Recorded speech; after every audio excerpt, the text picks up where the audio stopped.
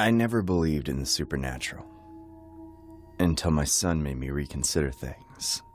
We moved into a nice big old house a few years after he was born, so we could have enough space to raise him and the other children my husband and I planned on having in the future. However, only a few weeks after settling in, when he was just 4 years old, he started having terrible nightmares.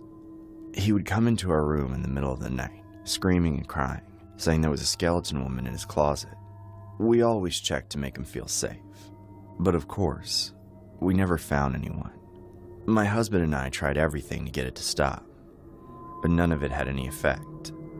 At one point, we decided to keep the closet locked up. Most of the time we went back to check on it, we found the doors open, so we thought if we zip-tied the handles together, the doors would stay shut, and whatever our son was worried about being in there wouldn't be able to come out. However, this didn't work either. Our son still came barging into our room that night, and when we went to check his room, we found that the zip tie had been cut off. This was when my husband and I took a much more serious approach to this issue. We asked our son if he had taken the scissors from the kitchen to open the closet, but he said no. This left us in a conundrum. Our son hadn't slept properly in almost a month. We asked him a bunch of questions about the skeleton woman he said he kept seeing, but he seemed very afraid to talk about it. All he said was that she kept asking him to go into the closet with her. Eventually, we asked him to draw the skeleton woman. It was a simple drawing, just a stick figure of a woman dressed in a long plain dress, peeking out of the closet. But there were 3 distinct features that made a chill run down my spine.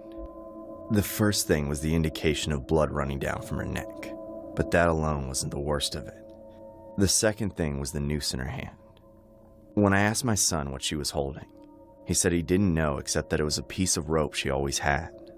He was only 4 years old, and we monitored everything he watched, so there was basically no way he could have even been exposed to what a noose was or what it was used for. Yet still, it showed up in his drawing. The final thing was the words written above her head. Just 2 words. Join us.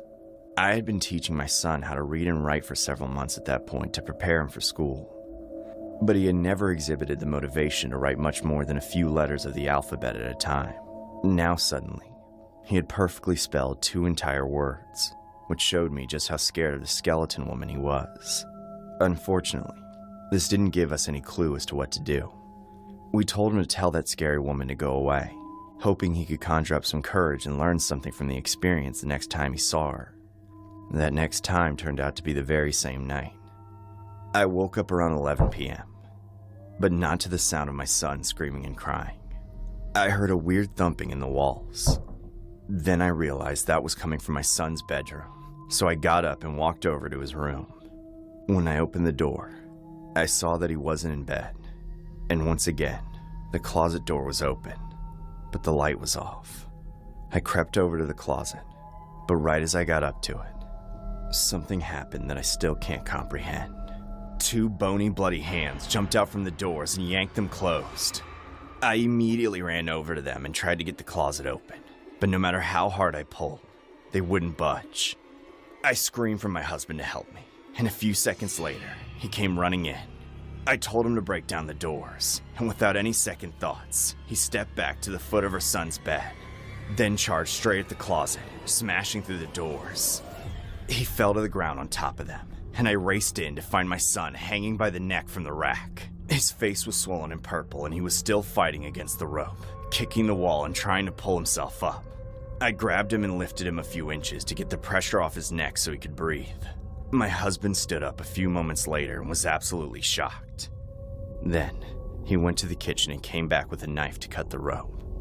Our son was barely conscious and had horrible burns around his neck, but we had come just in time to save him from any serious harm. However, we still took him to the hospital to make sure he was okay.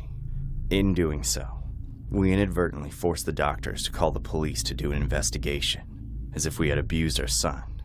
We were questioned by the sheriff himself. Among the many questions he asked, one of them was if we knew anything about the history of the house we were living in, which we did not. He went on to explain that 30 years ago, when he was in his 2nd year as a deputy, he was called to that house for a wellness check.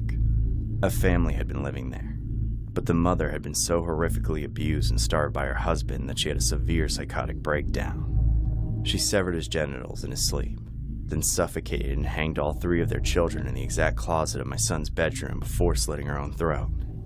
It was only the sheriff's knowledge of that case that kept us from being charged with child abuse, and he strongly urged us to move out of that house as soon as possible, which we absolutely did.